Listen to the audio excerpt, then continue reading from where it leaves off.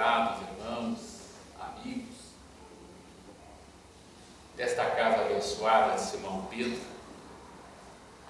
eu espero que todos estejam, na medida do possível, bem. E quando eu digo bem, eu falo na questão espiritual, emocional, psicológica, para que a gente tenha condições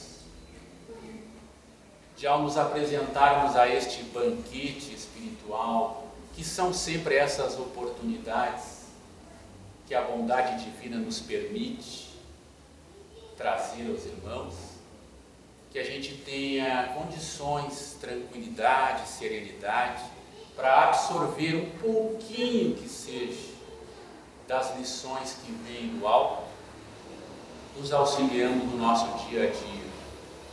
E o nosso capítulo de hoje, para a gente fazer um estudo, uma reflexão pequena, mas importante, é o capítulo 24 do Evangelho. Não pôr a candeia debaixo do alqueire. A gente que está na doutrina há um certo tempo já vai trabalhando os conteúdos de forma assim muito natural, muitas vezes não se atém às particularidades do capítulo, como por exemplo o título deste capítulo. Quem de repente está aqui pela primeira vez, não está muito habituado com o capítulo, vai ficar pensando, mas afinal de contas, o que é a candeia? O que é este alqueire? O que significa isso? Pois esta frase cunhada no Evangelho, ela vem lá do tempo de Jesus, onde a candeia era uma espécie de luminária. Aqueles mais antigos daqui, eu vou colocar assim para a gente poder entender. Você lembra aqueles lampiões antigos, quando não tinha luz elétrica? Vamos imaginar algo assim, só que naquela época era de barro. Então se colocava ali o óleo, o azeite numa candeiazinha pequena, do outro lado ali um paviozinho, se acendia, e aquilo era a luminária, a lâmpada da época. E o que era o alqueire? O alqueire era uma espécie de utensílio, um vasilhame, que mais ou menos abrangia 35 litros, que servia para medir mercadorias. Então ali se fazia o comércio, e se media, colocavam-se coisas ali e tinha-se uma referência de medição de mercadorias. Pois bem, quando a candeia não estava acesa, ela era colocada debaixo do alqueire. O alqueire, muitos até por isso faço essa observação, não é aquela medida agrária de terra, que de repente muitos podem pensar, não, é este utensílio. Então quando a candeia estava apagada, sem uso, era natural, naquela época, a pessoa guardar essa candeia debaixo do alqueire, ou do módio, como também muitos dizem, conforme as traduções da época. Então é isso, e por causa deste hábito comum da época, Jesus colocou assim, não colocais a candeia debaixo do alqueire, ou seja, se não está sendo usada, ela era guardada, mas na frase de Jesus, ela ganha uma conotação muito maior. Por quê? Porque aí está falando de candeia no sentido de iluminação espiritual, iluminação moral. Quanto mais alta esta candeia, esta luminária, esta luz ficar, maior será a incidência da orientação e do conhecimento. Daí então se originou o título deste capítulo 24. E quando eu estava dando uma lida ali, refletindo em cima dessas lições, porque são 5 títulos que este capítulo traz, e títulos importantíssimos, porque Jesus falava por parábolas, a coragem da fé, carregar a sua cruz, aquele que quiser ganhar a vida, perdê-la-á. Não são os sãos que precisam de médico, veja só, não vades ter com os gentios. São títulos extremamente importantes. Óbvio que pelo tempo que a gente tem, a gente vai sintetizar alguma coisinha para trabalhar aqui, para a gente poder então sintonizar. E eu me recordo, acredito que foi aqui mesmo na Simão Pedro, numa outra oportunidade, que eu mencionei que, certa feita, quando eu li, que Mahatma Gandhi, os benfeitores tinham colocado assim, quando ele, Mahatma Gandhi, o grande líder indiano, que liderou a Índia para tentar sair, se libertar daquele jugo, daquela dominação inglesa, era um processo muito violento, muito sangrento, e Mahatma Gandhi liderou este movimento para que este movimento fosse pacífico, sem derramamento de sangue. Pois bem, em determinados momentos, as pessoas, o povo, se acotovelavam, se amontoavam em determinados pontos quando sabiam que ele ia chegar ali para falar algo, e as pessoas ficavam se espremendo, agitadas, ansiosas. E Mahatma Gandhi, ele olhava para o público, olhava para as pessoas, fitava e filtrava as emanações psíquicas, emocionais, e percebia que aquelas pessoas estavam por demais agitadas, nervosas, tensas. Havia sempre um risco de alguma confusão, de algum tumulto. Então o que ele fazia nessas horas, segundo os benfeitores espirituais? Ele colocava as mãos assim, postas, ficava com a cabeça balançando assim o tempo todo. Mas dizem os benfeitores espirituais, e esta parte que eu gravei e achei maravilhoso, saía desta região encefálica acima da cabeça e aqui na região coronária do coração, jatos de luz, que eram jatos de amor que ele irradiava para aquela multidão, que ao sentir o contato com aquela força, daquele amor, daquele espírito que estava ali encarnado, irradiando aquele amor, as pessoas naturalmente se acalmavam, ficavam mais tranquilas, muitas iam às lágrimas, sem que Gandhi falasse uma única palavra. Nessas oportunidades, quando ele percebia que o povo estava agitado demais, ele não dizia nada, apenas focava e irradiava. E aí eu fiquei pensando, olhando este capítulo, que candeia maravilhosa este homem, esta alma que estava aqui encarnada entre nós. Que candeia viva, acesa, que conseguiu algo extraordinário, fazer a independência de uma nação como a Índia, com o mínimo de violência e de derramamento de sangue, sempre sob o prisma do amor, da paz. E eu pego este exemplo dele para a gente fazer uma linha de raciocínio. Veja que, quantas vezes a gente, quando escuta, por exemplo, e lê no próprio Evangelho, quando Jesus dizia assim: vão meus discípulos, vão meus apóstolos, ide e pregai. Eu particularmente sempre tive um entendimento, de muito tempo, que pregar era falar às pessoas. Era utilizar-se do verbo para tentar levar a palavra de Deus o mais alto possível e principalmente buscar convencê-las. Quando eu comecei a botar sentido neste exemplo de Gandhi, refletindo em cima, eu comecei a entender que pregar, meus irmãos, não é falar. Claro que não há outro meio senão na expressão verbal, do verbo, para levar a palavra de Deus. Afinal de contas, ninguém aqui consegue ler pensamentos, acho eu. Não conseguimos ainda a comunicação mental, por isso se faz necessário verbalizar a palavra, o verbo divino. Mas pregar, na concepção mais profunda, não é falar aos outros, é dar o exemplo. É exemplificar.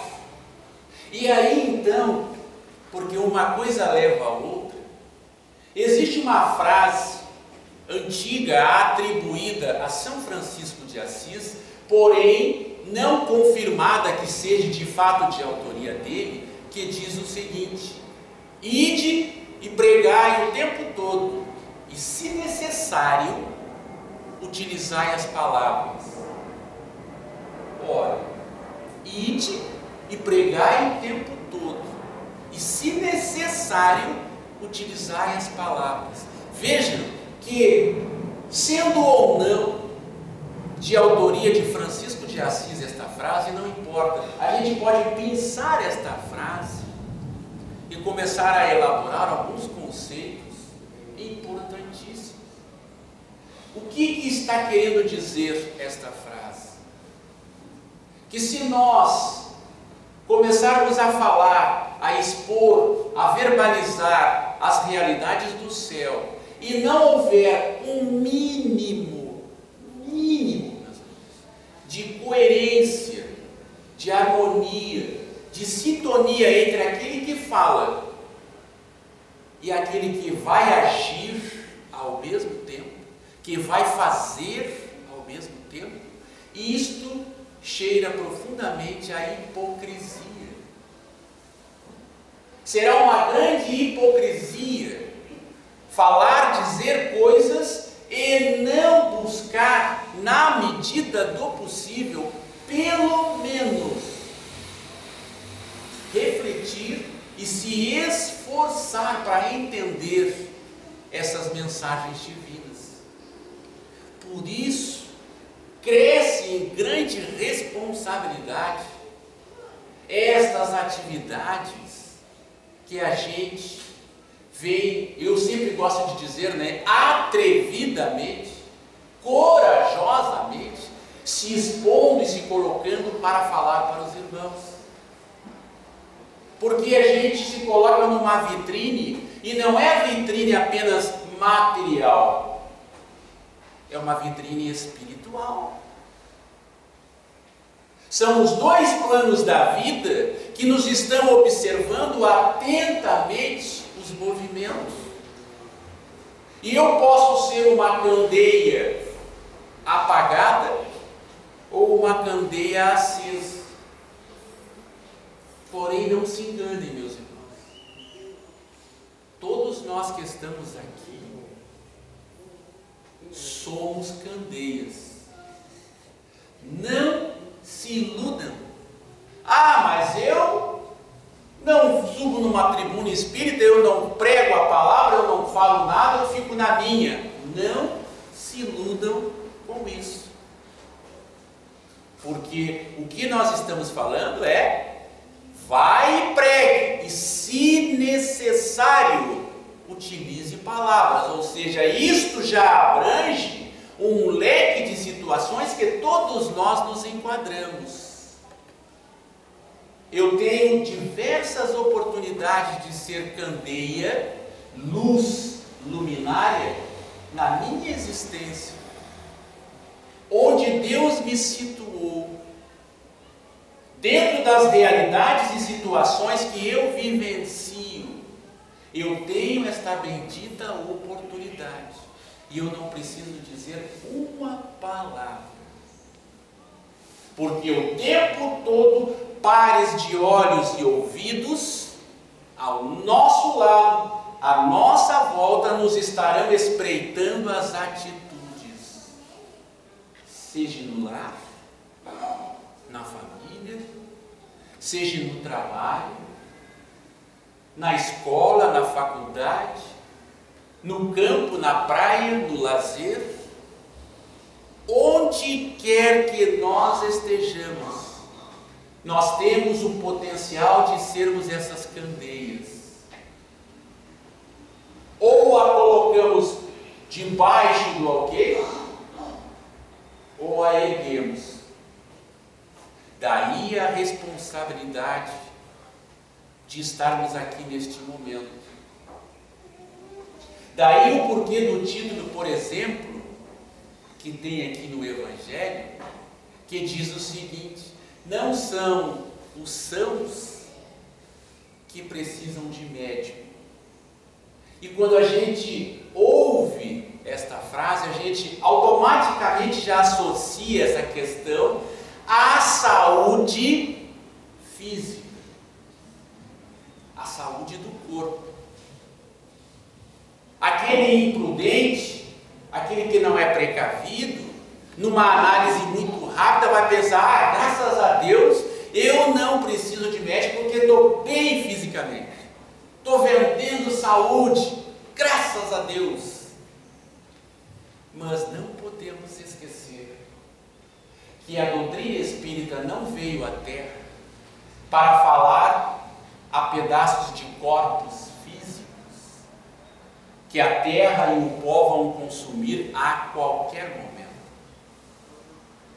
A doutrina espírita não veio à Terra para falar desta e para esta indumentária física, mas para aquela centelha divina que anima esta instrumentação corpórea. Então, quando nós escutamos que somente aqueles doentes que precisam de médico, nós temos que nos perguntar o seguinte: ok, fisicamente eu estou bem, mas e emocionalmente? Como é que está o meu emocional? Como está o meu psicológico? Como é que está a minha casa mental, os meus pensamentos, a harmonia entre todos estes elos que fazem parte de uma saúde muito maior, que é a saúde espiritual? Como é que está? No livro Consolador, lá na questão 95, é perguntado ao Espírito Emmanuel, grande orientador espiritual, qual a ótica, o entendimento que ele tem sobre saúde. E ele é bem claro em dizer: saúde, na sua concepção maior, é o equilíbrio, a harmonia completa do espírito. Nem menciona corpo físico, porque eu posso ter problemas físicos, limitações físicas, mas emocionalmente, mentalmente, eu ser sadio, espiritualmente, moralmente ser sadio, por entender que são limitações passageiras, mas o que importa é o espírito. Quando se está com uma deficiência física, vamos dizer, eu estou com uma lesão, algum problema físico, eu vou no médico, no hospital, e ali tem, por exemplo, aquelas máquinas de ressonância magnética, raio-x, tomografia, ecografia, hoje é uma diversidade de coisas, e ali vão escaneando o corpo e observando as dificuldades, as doenças, os problemas físicos. Mas como é que faz para detectar essas mesmas deficiências do lado espiritual? Que tipo de máquina, de tomografia, de ecografia, de raio-x que vai detectar, por exemplo, que eu estou extremamente doente da alma? Que o meu emocional está envenenado, porque não aceitei de bom grado, ou pelo menos não procurei trabalhar aquela injúria, aquela blasfêmia, aquela traição recebida.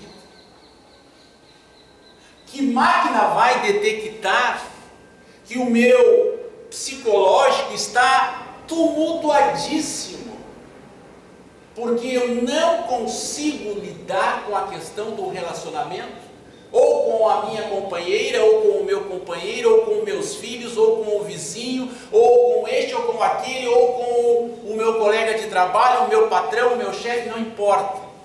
Que máquina vai detectar isso? Que intimamente eu estou sorrindo, botando aquela máscara, feliz, mas internamente eu estou doente, porque eu estou ali me segurando para não explodir.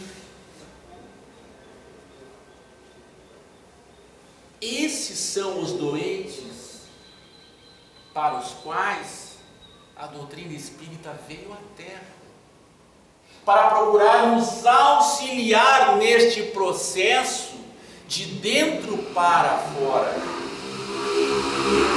A cura do espírito, da alma.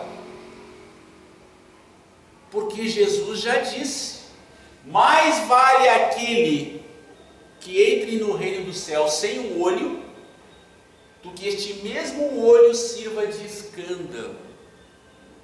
Olha só. O que Jesus está dizendo com esta frase? Se é para mim ter um corpo físico sadio, vendendo saúde e fazendo coisas erradas,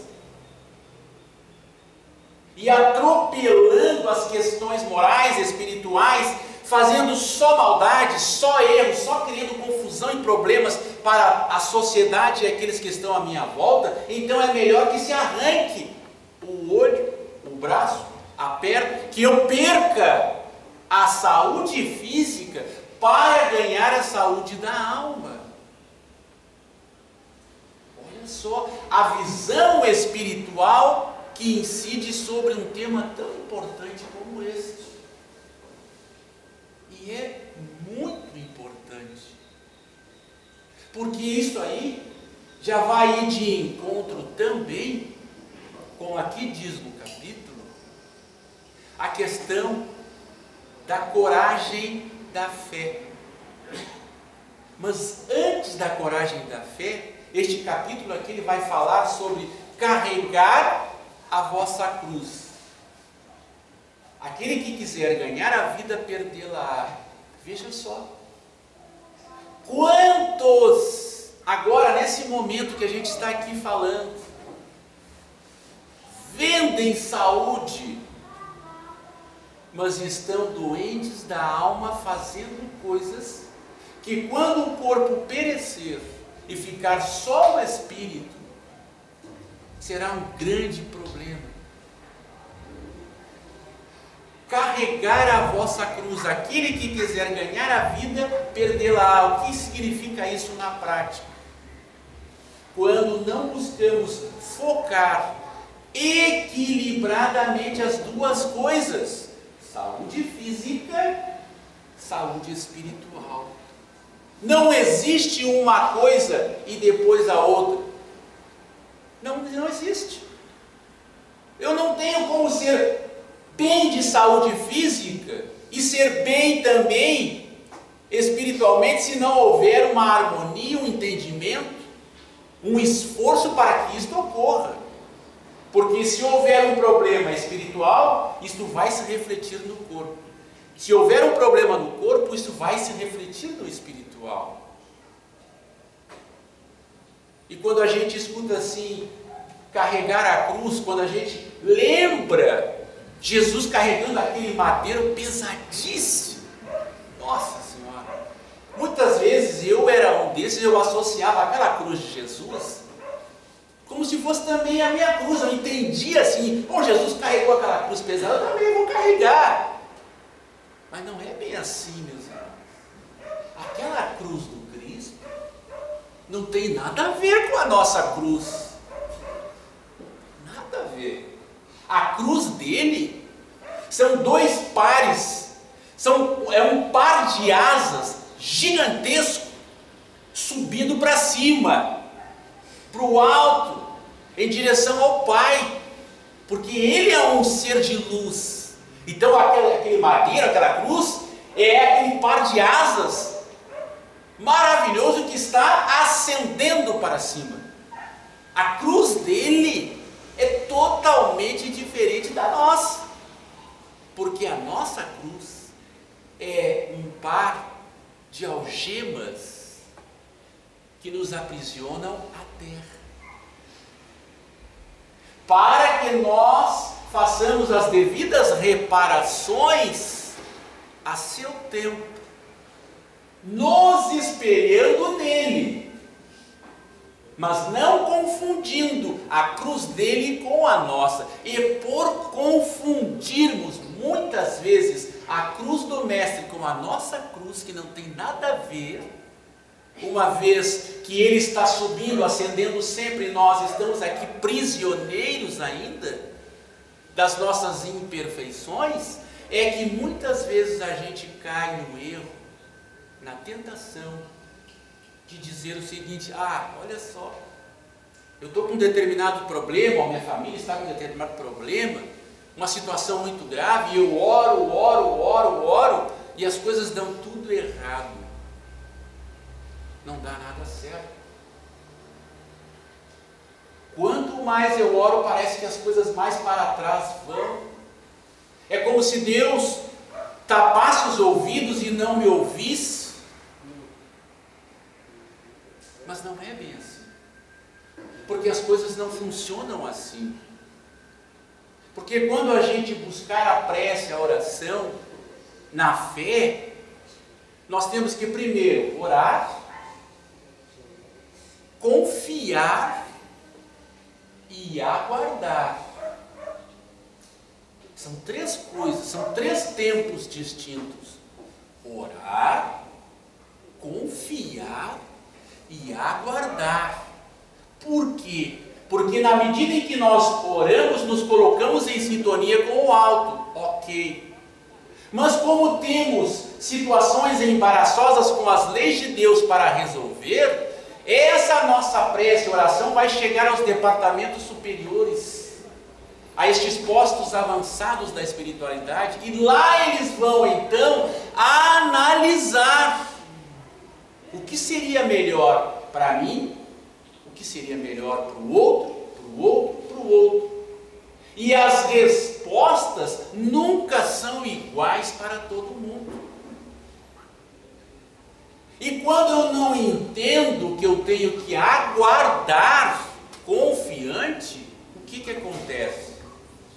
Eu começo a querer acelerar o processo e fazer o papel de Deus.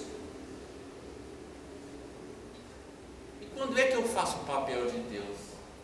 Quando eu vejo determinada situação que me angustia, que me revolta, que me deixa furioso, ou que me deixa prostrado, decepcionado, triste, e eu digo assim: não, isso não vai ficar assim, eu vou fazer agora as coisas mudarem, eu vou modificar essa situação, eu não aceito. Então deixa aqui agora comigo o seguinte: já que Deus não resolve, eu vou resolver, eu vou tomar as rédeas. E aí nós começamos a querer fazer o papel de Deus. Por exemplo, vou colocar assim um exemplo bem drástico, mas só para a gente poder entender. Eu tenho um filho meu, uma grave doença, e eu orei, eu fiz novena, eu rezei, eu fiz missa, eu fui aqui, eu fui ali, eu fiz jejum, eu fiz de tudo. Não resolveu. Aí eu olho o filho do vizinho só fazendo coisas erradas. Eu digo assim: olha só, meu filho aqui penando, eu penando, gastando tempo, dinheiro, sofrendo, está assim desse jeito? Não, isso não está certo. E eu começo então a fazer o quê? A querer modificar aquela situação. Começo a meter os pés pelas mãos, começo a me revoltar, começo a achar culpados, começo a querer consertar aquele problema, sem perceber que acima das nossas cabeças pairam determinações superiores que estão zelando não pela saúde do nosso corpo, estão zelando pela saúde da nossa alma, do nosso espírito. Então, se aquele meu filho está com aquela problemática, e por mais que eu reze, que eu ore, as coisas não se modificam, é porque há uma determinação superior, de que será melhor para ele naquele momento, naquela oportunidade, passar por esta experiência, para que quando abandonar o corpo, volte para a pátria espiritual, jubiloso, espiritualmente com saúde. Eu estou com um problema financeiro e não consigo resolver, e por mais que eu reze, que eu ore, que eu trabalhe, que eu faça, que eu vire cambota, não adianta. E aí eu olho para outras situações, olha só, aqueles ali, ó, tudo vem na mão, na mãozinha, com facilidade, e eu aqui sofrendo, suando, ralando, e não adianta. Então eu vou começar a dar um jeitinho. Já que Deus não está vendo isso, já que Deus não consegue resolver esse meu problema, eu vou resolver. Eu vou começar então a fazer determinadas coisas aí que, sabe? Vou começar a sonegar, vou começar a ocultar, vou começar a enganar, vou começar a fazer coisas aí meia. Tá bem, tá legal, assim eu consigo sair dessa situação, vou me dar bem e pronto, acabou o sofrimento. Eu começo a querer modificar, a tomar nas mãos as rédeas de situações que estão colocadas assim. Primeiro, porque seguramente eu estou vinculado àqueles débitos e àquelas necessidades de vivenciar aquilo ali. E segundo, porque aquelas situações de limitações, sejam físicas, de saúde, sejam na questão da afetividade, financeira, todo tipo de limitação, que por mais que eu faça, não consigo me desvincular, não tenham dúvida, meus irmãos. Há uma direção, há um acerto espiritual para que assim aconteça. Para que a gente possa, primeiro, sanar determinada dívida, determinada situação que nós nos comprometemos com as leis, visando, repito, não o bem-estar do corpo, não o nosso bem-estar afetivo, emocional, passional, familiar, financeiro, mas a questão do espírito. E quando a gente não consegue fazer esta leitura, a gente, sem se dar conta, começa a querer fazer o papel de Deus na terra, com todas as nossas imperfeições. Quando a gente não consegue nem mesmo dar conta de si próprio, a gente quer também agora tomar as rédeas do controle que está nas mãos do Criador. Eu não aceito, eu não quero, não adianta falar, não sei, não adianta, é assim, eu vou fazer assim, está acabado e pronto. O título diz, a coragem da fé. São duas virtudes, coragem e fé. Quando eu ajo assim, eu não estou tomando a minha cruz nos ombros. Eu estou empurrando ela para outro. Não sei quem é que vai carregar. Alguém vai carregar. Alguém vai quedar-se aqui nos ombros e vai sofrer o prejuízo. Mas eu não. Eu não.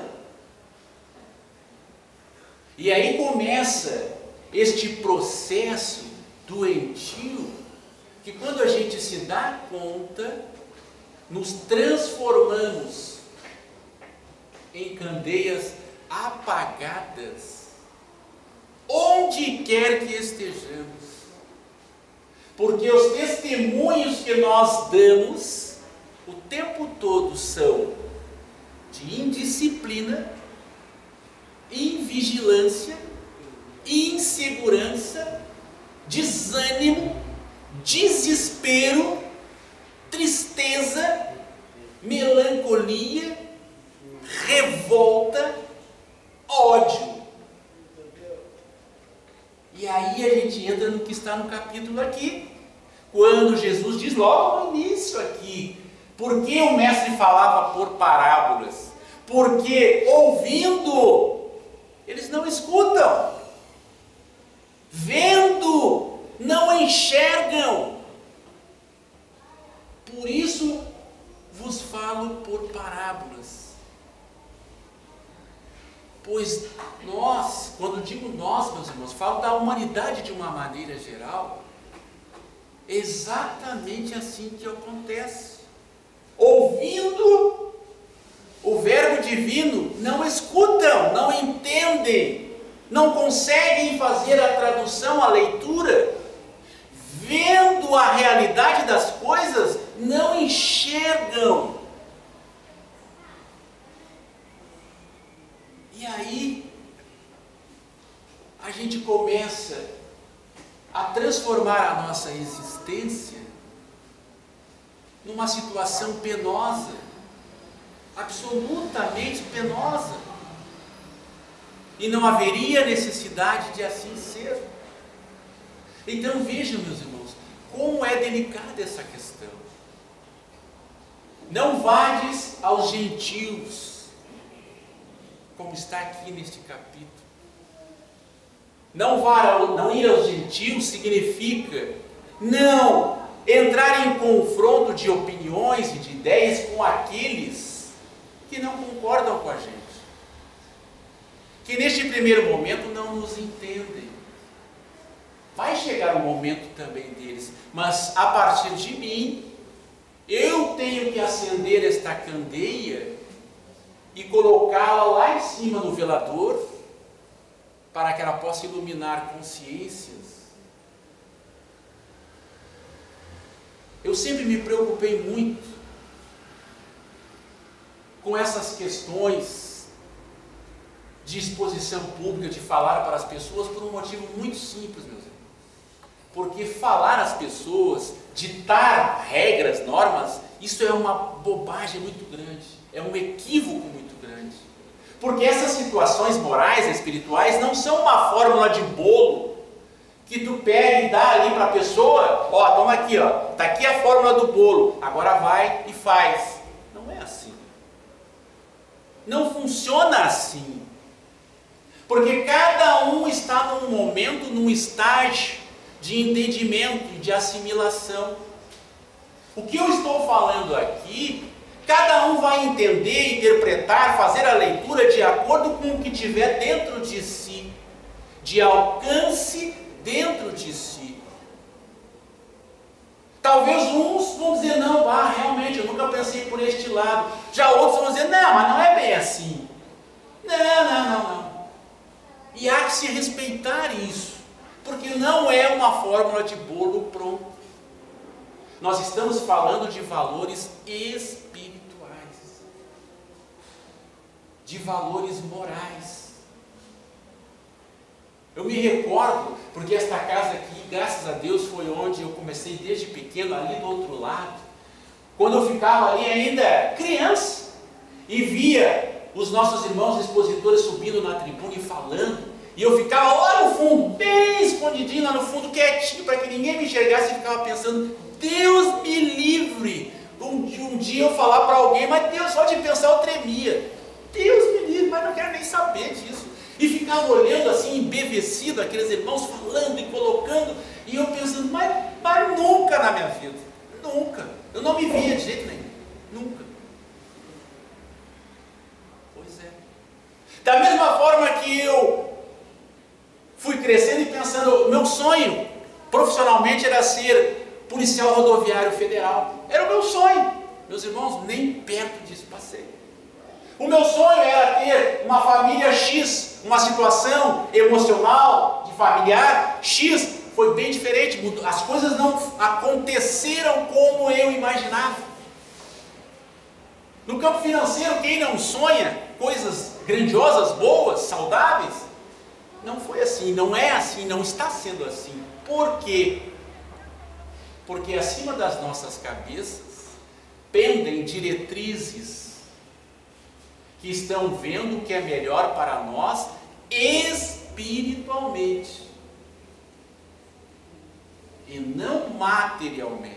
Claro que um certo conforto, uma comodidade material, claro que a saúde, claro que a questão emocional, a paz, né, aquele relacionamento agradável, claro que isso é importante, claro, nenhum de nós vai conseguir viver o tempo todo debaixo do mau tempo, é óbvio, mas não podemos perder o foco. E o foco de todos nós que estamos aqui, dos dois planos da vida, é o foco espiritual. Jesus, e eu sempre gosto de lembrar isso, para mim mesmo, não é para os irmãos, para mim mesmo, ele não despencou lá das esferas superiores para falar para corpos, que ele sabia que ali, logo ali adiante, terminaria, se extinguiria. Da mesma forma que ele não pediu e orou ao Pai que depois mandasse um Consolador prometido para se equivocar e repetir o erro e falar para corpos físicos. Não.